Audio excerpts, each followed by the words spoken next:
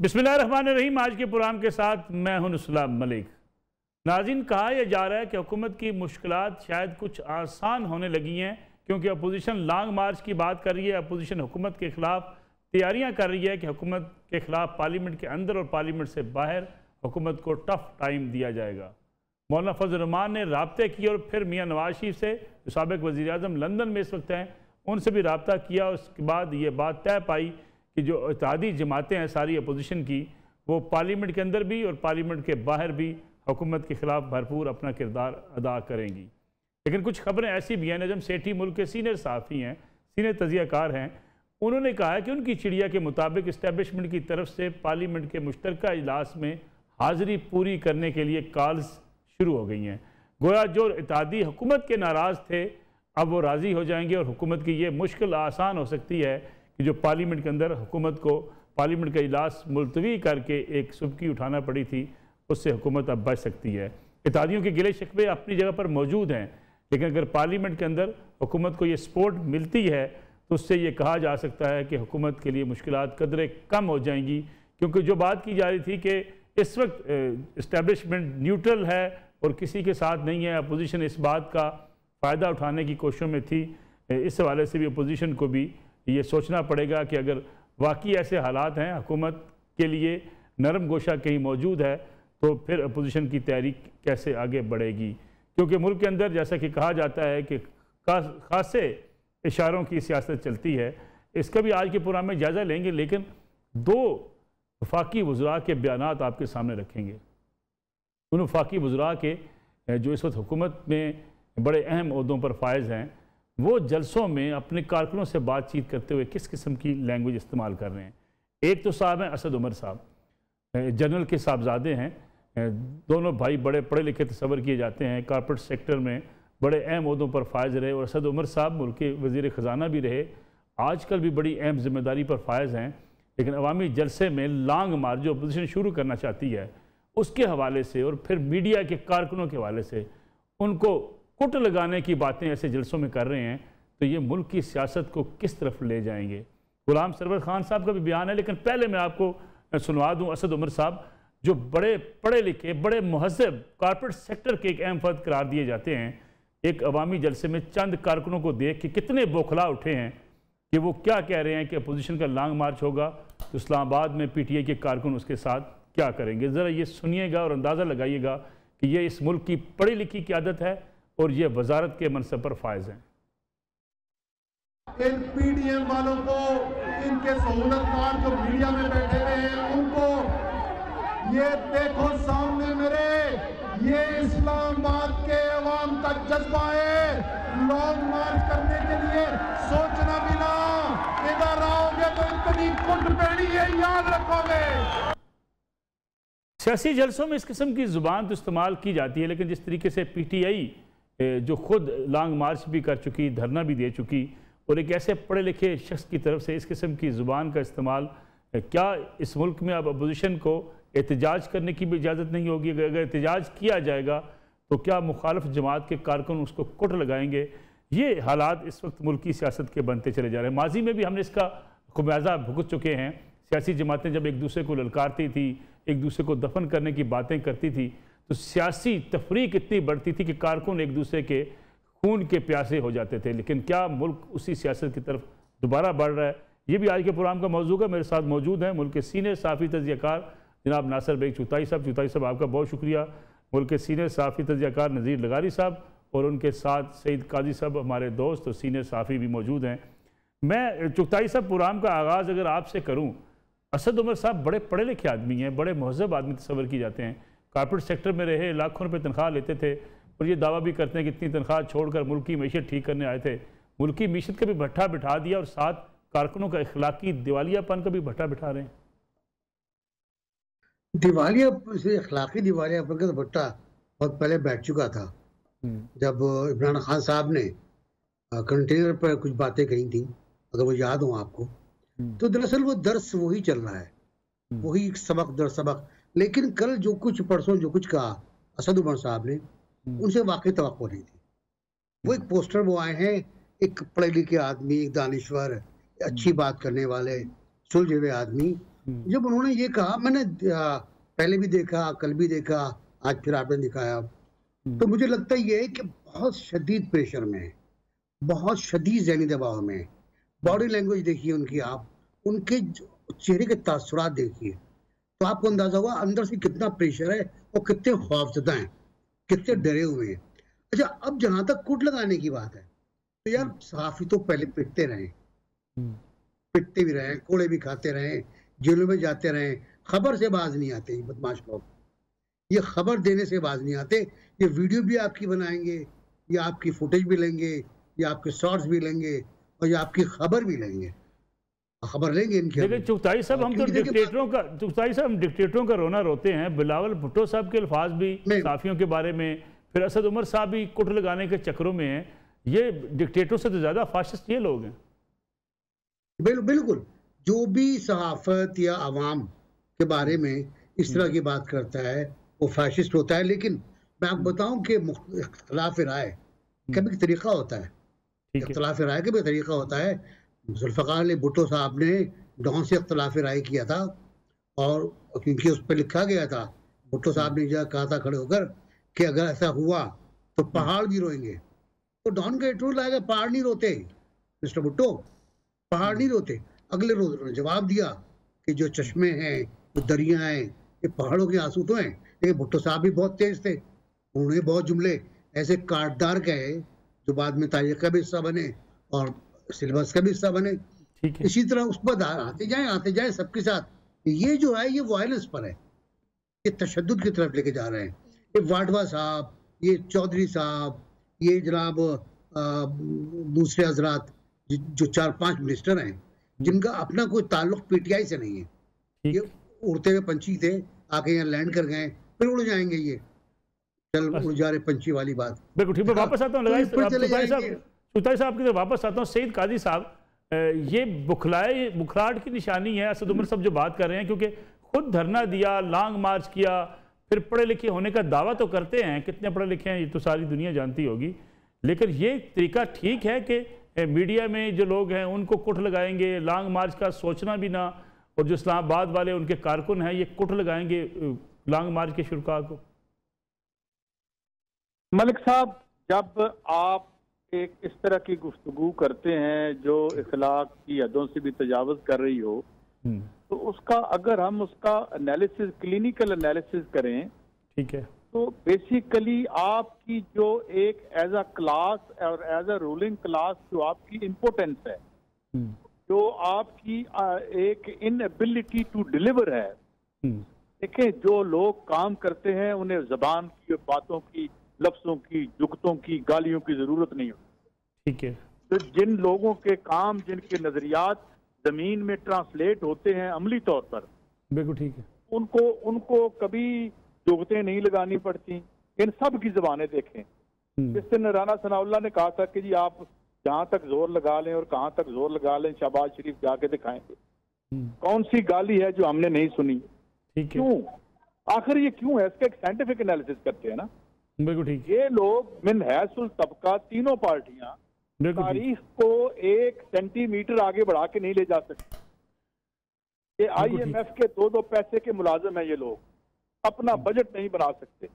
जो गवर्नमेंट में सिपाही बैठे हैं वो जाके तरले करते हैं इंटरनेशनल फाइनेंशियल एस्टेब्लिशमेंट के और इंटरनेशनल एस्टेब्लिशमेंट के कि यार हमसे ज्यादा कौन तुम्हारा बूट लेकर था, हमें वापस ले आओ।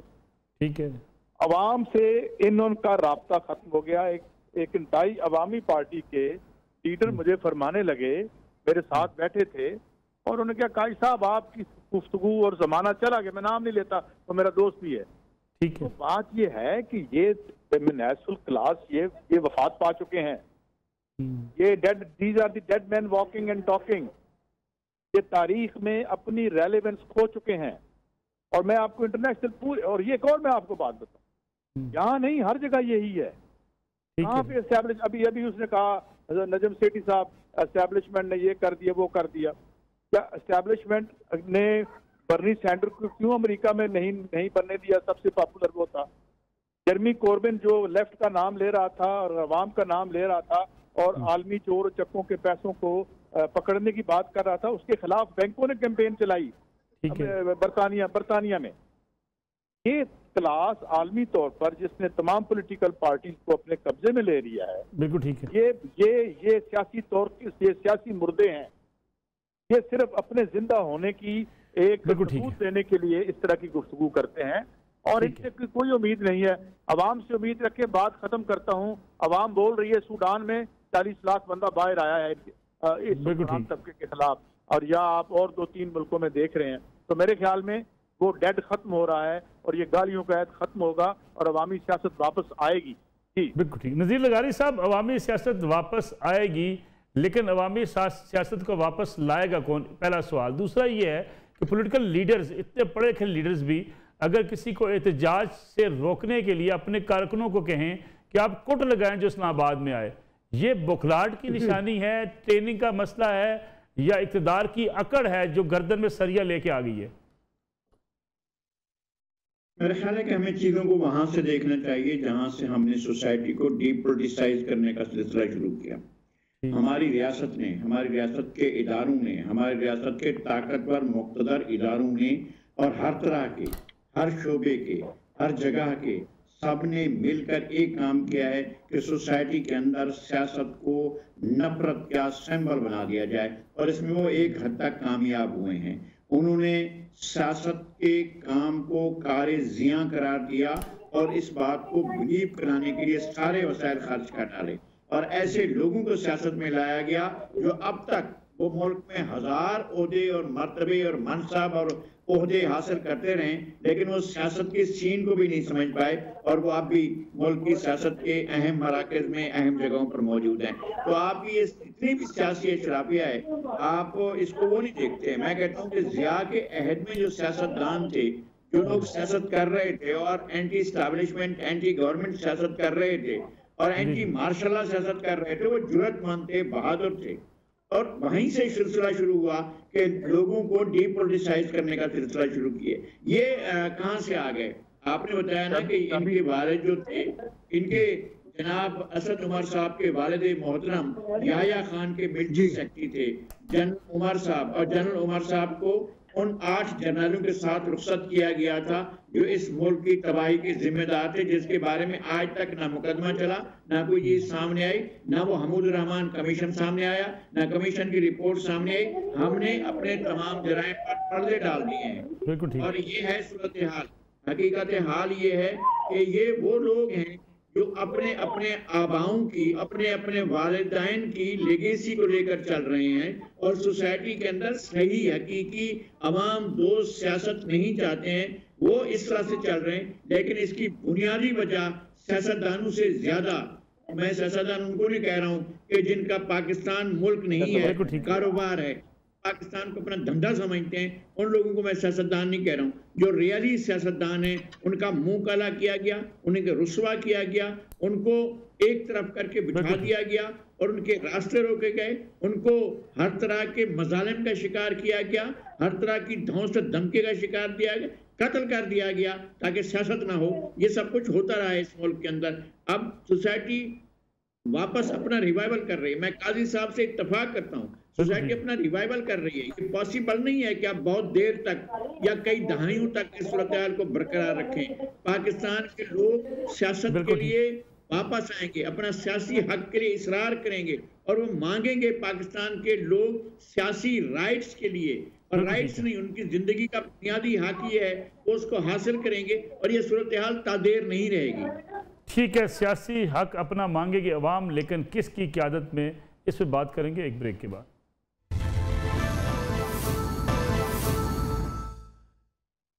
प्रोग्राम एक बार फिर खुश आमदेद। अवामी इनकलाब कब आएगा, कब लोग निकलेंगे, क़यादत किसकी होगी, इस तरफ जाने से पहले एक और वफाकी वज़ीर हैं चौधरी गुलाम सरवर खान साहब।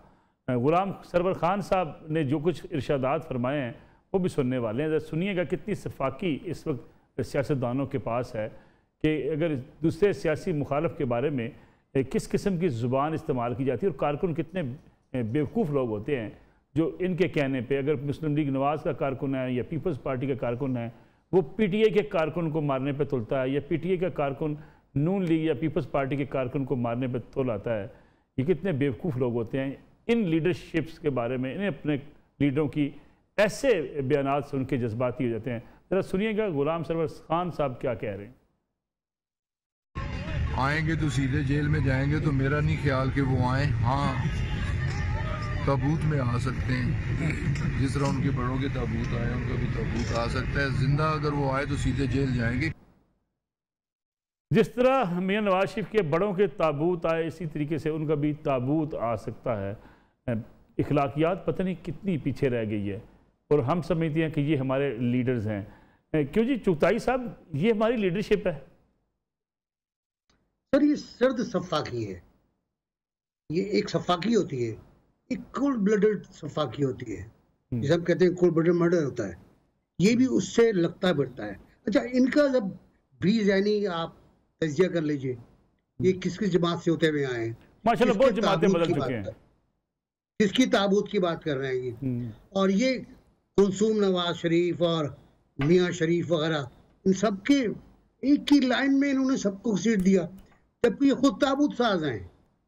इन्होंने PIA का ताबूत तैयार कर दिया है, इन्होंने सियासत का ताबूत तैयार कर दिया है, इखलाकियात का ताबूत तैयार कर दिया है। अवाम से इनका कोई मसला क्या है? हमारा मसला ये है कि हमारा इंतखाबी निज़ाम वडेरों पर, जागीरदारों पर, साहूकारों पर, दुकानदारों पर, इस पर मुहित करता है, इस पर जिसकी जेब में करोड़ों रुपए होंगे वो इलेक्शन लड़ सकेगा, जिसके पास पैसे नहीं है मुल्क की सियासत से उसका कोई और आप इंतखाब में हिस्सा लेते, लगारी साहब हार जाएंगे, भाई साहब भी हार जाएंगे, सब हार जाएंगे। हम जो बड़े बड़े आदर्श की बात करते हैं, इक़दार की बात करते हैं, हम लोग मुंतखब नहीं होने देंगे। और ये जो बात हो रही है ना एशियन स्प्रिंग की, मैं अभी इस पर बिलीव नहीं करता, सच्ची बात ये है। और नासिर साहब इतनी झूठ हम बोलते हैं कि जब हम गोशवारे जमा करवाते हैं इलेक्शन लड़ने के, उसमें कहते हैं जी हमने जो इलेक्शन उसमें इलेक्शन की जो लड़ने के, फैसल वाउडा को देखें आप, फैसल वाउडा को देखें, वो बूट लेकर, जूता लेकर प्रोग्राम में आता है और कोई उसको रोक नहीं सकता। वो कहता है 5000 आदमी कत्ल कर दो तो मसला हल हो जाएगा, कोई मसला नहीं होता। फहद साहब कहते हैं अपोजिशन भामंदिया कुनबा है। भाई मेरे आप क्या हो, आप क्या हो? जब मैं अभी जब हम बात कर रहे थे तो बहुत से मैसेज मेरे पास आए और उसमें यही था कि हम मायूस हुए, मायूस तीनों पार्टियों से लोग, ठीक है, मायूस अमूमी तौर पर सियासत से मायूस, पॉलिटिकल एलीट से मायूस हैं लोग। पुरानी सियासत गरीब ख्वार है, अब नई कब आएगी मुझे नजर अभी नहीं आ रही। सईद काजी साहब, नई आपको तो लगता है आ रही है, क़यादत कौन करेगा? और ये सरवर साहब जो कह रहे हैं ये सफाकियत ही है महज? पहली बात तो ये कि जिन लोगों को हम लीडर रिफर कर रहे हैं, मेरा नहीं ख्याल कि ये लीडर हैं। ये जिस तरह वो एक पंजाबी का मुहावरा है ना कि मौलवी बदमाश नहीं हुए, बदमाशों ने दाढ़ियां रखनी। तो पहली बात तो ये कि ये पॉलिटिकल लीडर बहुत बड़े लोग होते हैं, इनको ये पॉलिटिकल लीडर कहना ये ठीक कहा इन्होंने। ये तो कारोबारी लोग हैं, बिजनेसमैन हैं और जो है ये इन्होंने सियासत का चोला ओढ़ा हुआ है। दूसरी बात रही ये कि देखें कि रिसेंटली कुछ तब्दीलियां हुई हैं। 2020 के रिसेशन में हम एंटर हुए हैं। अभी आपको याद होगा कि अमेरिका बहादुर में 200 शहरों में कर्फ्यू था और तकरीबन $8 ट्रिलियन के नोट छाप के और बांट के उन्होंने अवाम को के गैज़ व गज़ब से अपने आप को बचाया है अमरीकी इशराफिया ने, और अभी भी वो उनको बेल आउट्स दे रहे हैं। अगर आप ओवरऑल दुनिया में देखें तो मसलन मैं आप को बात चंद दिन पहले इस्लामाबाद में, जिसको किसी मीडिया ने कवर नहीं किया, इस समाज के असल लोग जो इसको चलाते हैं, वापडा के लोग इकट्ठे हुए थे और उन्होंने कहा है कि इस महीने की 15 तारीख को, या गालबन आगे पीछे मैं तारीख भूल सकता हूँ, 1 लाख आदमी आएगा इस्लामाबाद में और ये इन हुक्मरानों के ऐवानों की बिजली बंद कर देगा। इससे मुझे क्या याद आया कि 1968-69 की तारीख में अयूब खान को कहा गया था कि हम वापडा की ट्रेड यूनियन के जो लीडर थे उन्होंने कहा था कि हम तुम्हारी बिजली बंद कर देंगे और फिर हम प्रेसिडेंसी की भी बंद कर देंगे और हम तमाम जो मुख्तदर इदारों की बिजली भी बंद कर देंगे। जिसके बाद याह्या खान ने अयूब खान को कहा था कि आप तशरीफ ले जाएं and then Bhutto took over and rest is the history. यही बात दोबारा दोहराई है उन्होंने और वो आएंगे दोबारा इस 2 नंबर प्राइवेटाइजेशन के खिलाफ, जो इससे पहले 2 नंबर प्राइवेटाइजेशन की हमने 94 में। आप इस देखें पार्टियों के मुतबादल होते हैं, जिंदगी का कोई मुतबादल नहीं होता। ठीक है। अब अगर हम 68 और 69 की तारीख देखें, वो जुल्फकार अली भुट्टो ने नहीं बनाई थी, वो तारीख ने बनाई थी, उसको लीड उन्होंने कर किया था। वो ज्यादा एस्ट्यूट थे, ज्यादा इंटेलिजेंट थे। उस उभरती हुई लहर के ऊपर वो बैठ गए। जब सारा लेफ्ट जो है वो जमात इस्लामी के साथ बैठा हुआ था और उनके साथ मिला हुआ था, तो तब उसने सोशलिज्म का नारा लगा दिया और पूरी आवाम उसके पीछे चलेगी। और ये दिनों में हुआ था, यहाँ लाहौर में मंशूर लिखा गया था। ये हल्का 133 में जुल्फकार अली भुट्टो ने जमानतें जब्त कराई थी लोगों की। और मैं आपको एक और बात कोट कर दूं। जी जी। अयूब खान रात को डायरी लिखता था। 1 महीना 5 नवंबर 1968 से 1 महीना पहले रात को उसने डायरी लिखी और मैं कोट कर रहा हूँ। उसने कहा कि मैं दुनिया के दीगर ममालिक के कारोबारी लोगों के बारे में तो नहीं जानता, मगर मेरे मुल्क के कारोबारी लोग इतने मीन हैं, लफ्ज मीन इस्तेमाल किया, मीन और घटिया हैं कि अगर इन्हें आधा मौका भी मिले अवाम के खून चूसने का तो ये दरेग नहीं करेंगे। और ये फिक्रा बड़ा प्रोफेटिक था। उसका कहना था मुझे नहीं इल्म कि मैं अवाम के गैज़ो गज़ब से कितनी देर तक इन लोगों को बचा के रख सकूंगा। ये 5 नवंबर 1968 को जब तहरीक फूटी थी, उससे 1 महीने पहले की रात की लिखी हुई डायरी है। ये इसका प्रिंट मिलता नहीं है कहीं से, अगर आप देख लें तो। इसलिए हम अवाम को राइट ऑफ ना करें। तो हालात और तारीख लीडरशिप उछाल के कौन सी, क्योंकि ये तहरीकें उछाल के लीडरशिप को ऊपर फेंकती हैं। बहुत सी पार्टियां छोटी हैं अभी, मगर मुझे लगता है मैं ऐसी ऐद की तरफ बढ़ रहे हैं जहाँ छोटी पार्टियां बड़ी और बड़ी छोटी हो जाएंगी। और जो छोटे छोटे हमें आज लेफ्ट के ग्रुप लगते हैं, पूरी दुनिया में आप देख लें। आपको अमेरिका में क्या नजर आ रहा है? ये जो लेफ्ट का ग्रुप डेमोक्रेट्स ग्रुप है, जेरेमी कोर्बिन को उन्होंने पीछे धकेला। तमाम दुनिया की इशराफिया अगर डर रही है तो उसी इनकलाब से डर रही है जिसको इन्होंने शिकस्त दी थी मुबैना तौर पर 1989 या 91 में। जी नज़ीर लगारी साहब, कौन करेगा? सवाल ये है, काजी साहब तो कहते हैं कि छोटी पार्टियां मर्ज हो जाएंगी, बड़ी पार्टियां बन जाएंगी, बड़ी पार्टियां छोटी बन। देखिए, ये मैन्युफैक्चरिंग प्लांट में नहीं बनते हैं, ना इसके लिए कोई इंडस्ट्रियल इस तरह का कोई सेक्टर आ रहा है जो सियासत लीडरों को बनाएगा। सियासी लीडर अवाम से निकलते हैं और अचानक निकलते हैं, किसी को पता नहीं होता है कि कैसे। 58 आदमी बैठते हैं कश्ती में और वो जो है वहाँ से मैक्सिको से रवाना होते हैं और पहुँचते हैं क्यूबा में और इनकलाब शुरू कर देते हैं और 2 साल में इनकलाब आ जाता है। और ऐसा नहीं कि क्यूबा बेतस्ता की जो गवर्नमेंट थी कोई ऐसी नहीं थी कि जिसको चले जाना था। वो इतनी ताकत रखता था कि उसको कुचल देने में देर नहीं लगती थी। जब मासेस उठते हैं और मासेस उठकर अपना एक अपना किरदार अदा करते हैं, तारीखी किरदार आखिर में अवाम का होता है और अवाम का ही तारीखी किरदार अपने फैसला कौन होता है। ठीक है, हमारे पास ये मरहला आया, 50 साल पहले आया था या 51-52 साल पहले आया था। वो मरहला तारीख में इन लम्हात की कोई हैसियत नहीं होती है। बाज़ दफ़ा ऐसा होता है कि आप सोच नहीं रहे होते हैं कि जनाब ये ऐसा कुछ सामने आने वाला है, आने वाले 4 दिनों में, आने वाले 8 दिनों में, आने वाले 1 महीने में, आने वाले 1 साल में क्या हो सकता है। ये बहुत बड़ी इस मुल्क के अवाम का पैमानाए सब्र लबरेज हो चुका है।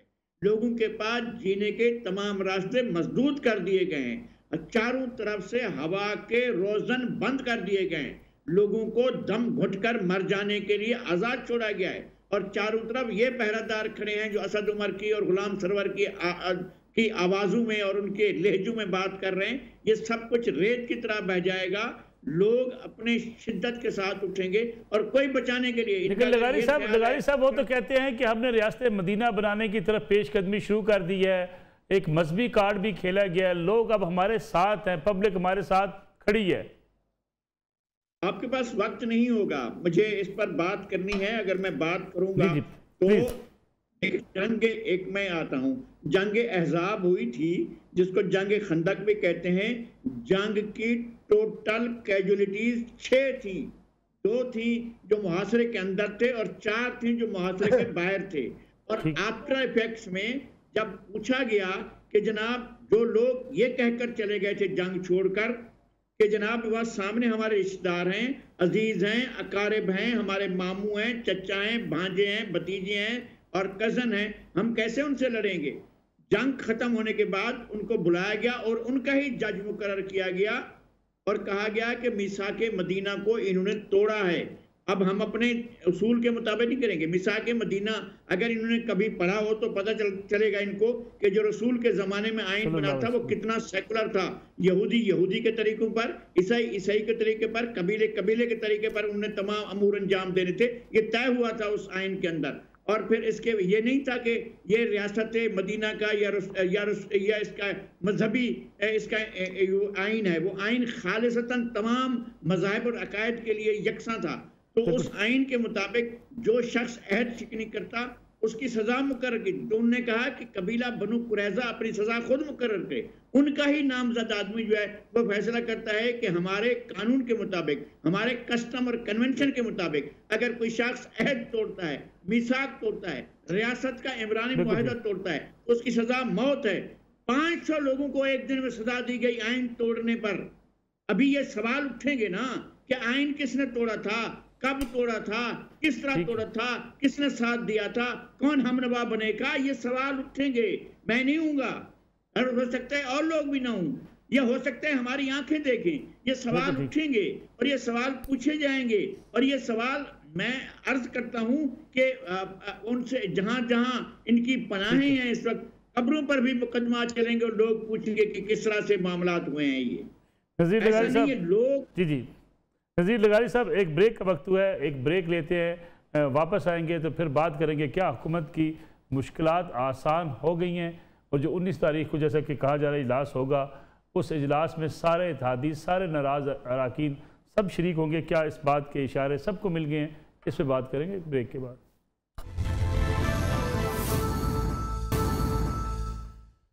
प्रोग्राम एक बार फिर खुशामदीद। नासिर बेग चुगताई साहब, ये बताइएगा कि ये जो पार्लियामेंट का मुश्तरका सेशन होगा, उसके हवाले से जो नजम सेठी साहब बात कर रहे हैं कि टेलीफोन कॉल्स चली गई हैं, अब तमाम लोग शिरकत करेंगे, इत्तेहादी जो नाराज़ थे अब वो राज़ी हो जाएंगे, तो इसका मतलब ये है कि हुकूमत के लिए मुश्किलात टल गई। खाका भाई साहब ने भी 3 रोज़ पहले बात कही थी कि अब हमें कॉल्स नहीं आ रही है। पूछा गया कॉल्स तो नहीं आई आपको, तो उन्होंने कहा हमें तो कॉल्स नहीं आ रही, अब कॉल्स दूसरों को आ रही है कि पार्लियामेंट में जाओ। मुमकिन है ऐसा हो रहा हो, लेकिन सवाल ये है कि हुकूमत की मुश्किलात तो कम नहीं हुई, बढ़ गई और बढ़ गई है। सुबह गैस, दोपहर को गैस है, शाम को गैस, रोशन तेरे नाम गैस। उसके बाद महंगाई देख लें आप, महंगाई मल्टीप्लाई हो रही है। वो तो मानते नहीं है, कहते हैं दुनिया में बहुत महंगाई है, हमारे यहाँ तो सस्ती यही तो मसला है, यही तो मसला है ना कि वो मानते नहीं, मुस्तकिल स्टेट ऑफ डिनाइल में। और जो हुकूमत स्टेट ऑफ डिनाइल में हो उसकी मुश्किलात में इजाफा रोज होता है, घंटे की बुनियाद पर होता है। शहबाज गिल साहब से पूछे ना जरा, महंगाई है, वो कहते हैं कौन सी महंगाई है। अच्छा, मैं इन लोगों के बारे में एक बात कहता हूँ, ये खुसूसी लोग हैं, ये खुसूसी लोग हैं और पीटीआई की बर्बादी का सबब है लोग। इनके अगर आप उठा के देख लें ट्वीट्स, ना इल्म है, ना दानिश है, ना इमला है, ना हिज्जे है, कुछ नहीं है। फजूल की एक हजियान की कैफियत है, एक बकवास की कैफियत है जो इनके उसमें होती है। मेरा अर्ज ये कहने का कि पाकिस्तान के मसाइल इन 3 वर्षों में इतने संगीन हो गए, इतने संगीन हो गए कि अब वो गरीब आदमी जो फावड़े से कुदाल से काम करता था उसके पास भी रोजगार नहीं है। उसके आप कहते हो कंस्ट्रक्शन बूम आ गया, कंस्ट्रक्शन बूम कैसे आ गया? अभी मैंने परसों इश्तार देखा है बिल्डर्स इंडस्ट्री का कि लोहा इतने का हो गया, सीमेंट इतने का हो गया, हम कैसे काम करें? हर चीज तो आपने महंगी कर दी, आप हर चीज पर आपने टैक्सेस लगा दिए मजीद, आप हर तरफ से लूटना चाह रहे हैं लोगों को।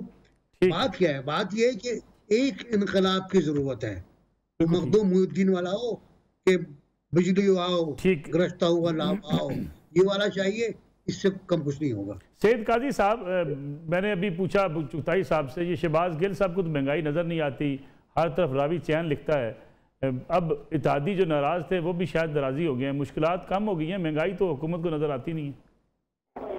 मैं एक इस बात को एक्सप्लेन करने के लिए एक वाक़या सुनाता हूँ आपको। जी जी।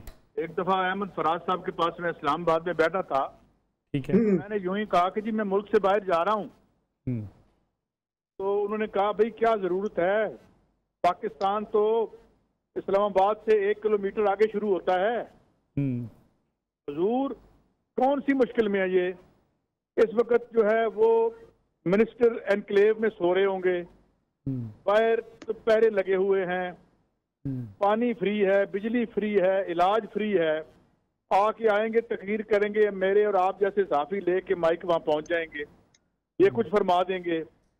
अच्छा, जो इनसे पहले थे वो लंदन के सबसे एक्सपेंसिव होटल्स में जो है वो दिन को खाना खा रहे होते हैं, इनको कौन सी मुश्किल है भाई।